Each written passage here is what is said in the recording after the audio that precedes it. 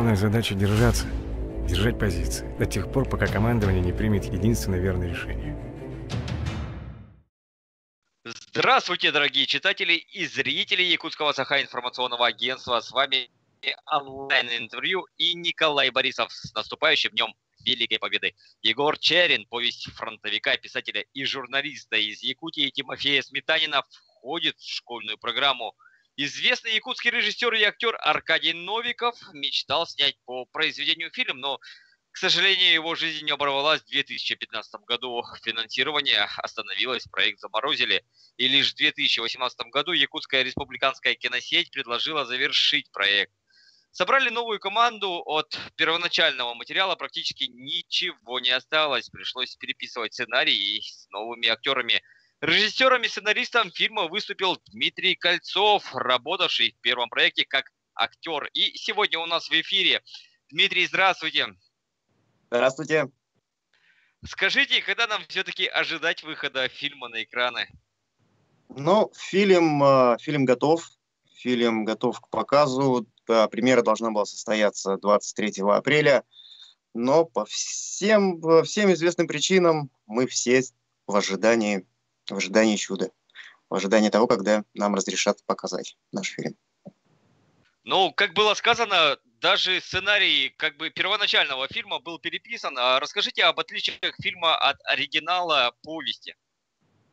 Вы знаете, когда я приступил когда мне дали добро на то, что мы можем переделать сценарий, когда мы поняли, что изначально, потому что это планировался как такой небольшой досъем первой версии, которая начиналась в 2015 году, но когда мне дали добро на то, что можно снимать заново, потому что главный актер Федот Львов не смог участвовать в этом досъеме, и когда все карты были в моих руках, я несколько раз прочитал Егора Черина. Слава богу, мы нашли версию на русском языке. Если бы мы ее делали 0 в 0, скажем так, да, то это был бы скорее такой Форрест Гамп. Потому что вся повесть, она такая, рассказ Егора Черина, маленькие рассказы про его будни на войне. Там нету завязки, нету развязки классические, как мы хотим видеть в интересном кино. Поэтому, главный наш зритель – это современный искушенный зритель, молодое поколение мальчишек, которые сейчас избалованы такими очень динамичными сценариями. Поэтому мы взяли основные какие-то истории, взяли персонажей главных, там фон Рюлих, разведчик Шагуров, соответственно, Мамин, его друг. И практически все персонажи, которые присутствовали в самой повести, они есть. Есть плен, есть побег, есть встреча с Ник-Ником. Сцена, когда Ник-Ник встречается с Чариным, там практически весь текст из повести. Я максимально попытался приблизиться к оригиналу, потому что это Егор Чарин. Но пришлось добавить дополнительного антагониста. Нам очень нужен был снайпер с той стороны. Появился в фильме Дирк Шульц, профессионал, немец, снайпер.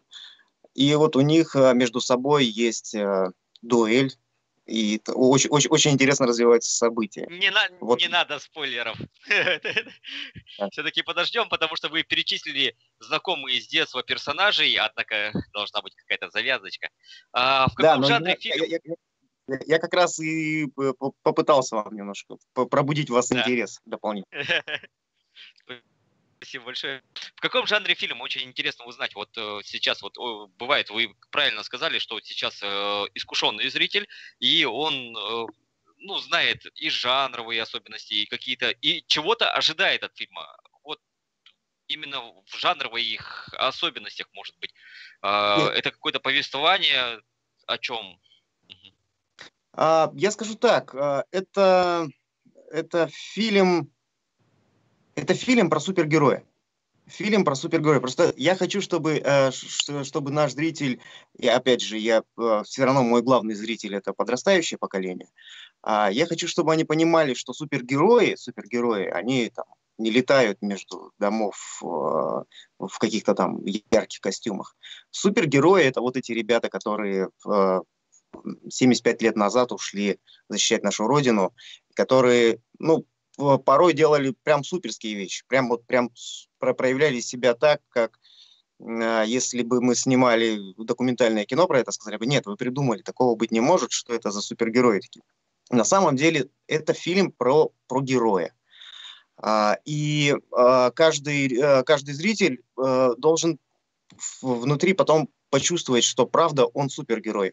Он скромный, он типичный саха, такой скромный, говорит немного, но делает свое дело правильно и профессионально. Ну, я думаю, что вы это почувствуете в фильме. Там Да, очень сама много... биография Тимофея Сметанина об этом говорит.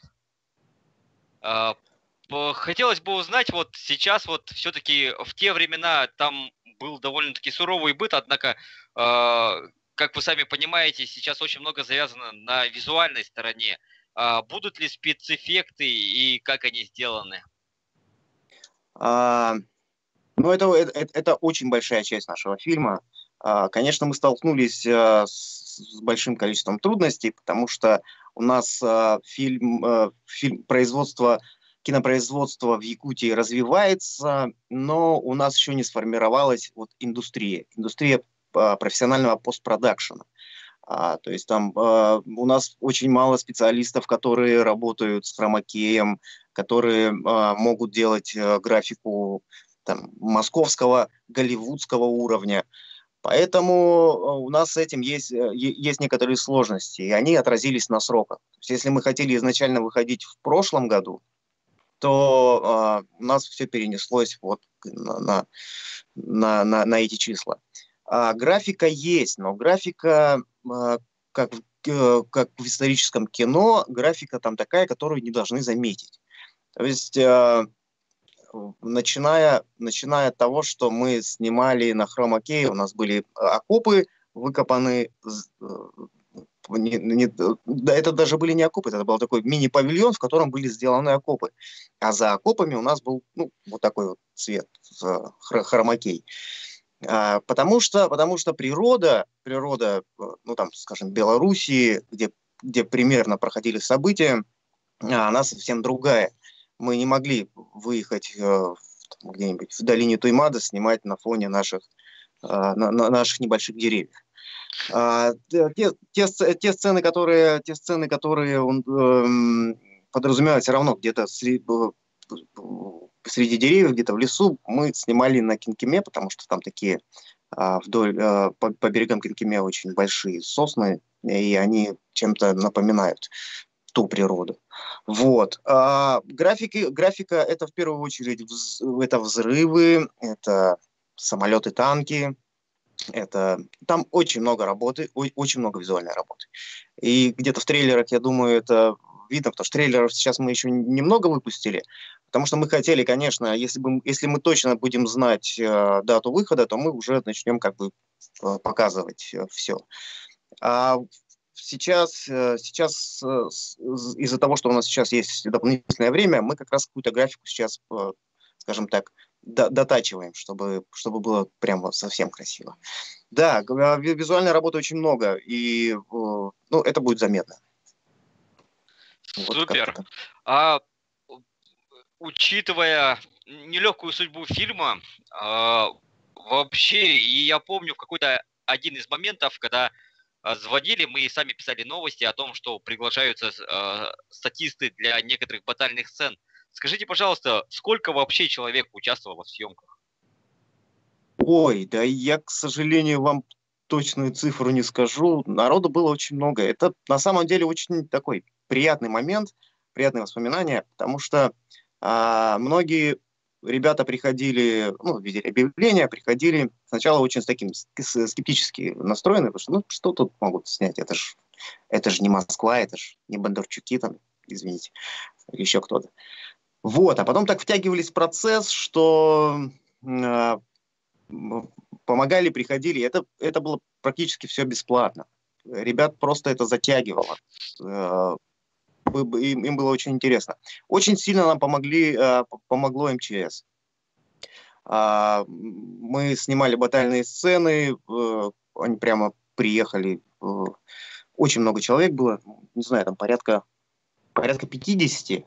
Ну, конечно, для больших батальных сцен это немного, поэтому мы их, скажем так, клонировали потом в компьютере, но они нам очень помогли. Очень много ребят было, кто просто приезжали помочь где-нибудь сзади, побыть где-то в окопах, посидеть. И с этим совершенно не было проблем, и мы всех по именам помним, всех рады видеть у нас, и это такая прям большая дружная история. Дмитрий, сейчас вот такая нелегкая ситуация в связи с коронавирусом, однако, если была бы возможность выйти на бессмертный пол, с кем бы вы вышли и кому посвящен фильм? Ну, я бы, наверное, вышел со своим прадедом, потому что из ближайших родственников это вот самый близкий человек. Фильм посвящен, конечно, всем ветеранам, всем воинам-якутянам. Именно воинам-якутянам. Всем, кто уехал за 3-9 земель защищать свою родину, как было в первом трейлере первой версии фильма. Вот. Это самая главная наша задача, самая главная наша миссия, чтобы в современном формате показать, донести до подрастающего поколения эти истории, эти образы и память о этих людях. Супер. Дмитрий, спасибо большое за ваш труд и вообще за то, что вы сделали для наших ветеранов. С вами был Николай Борисов. С великим праздником Победы.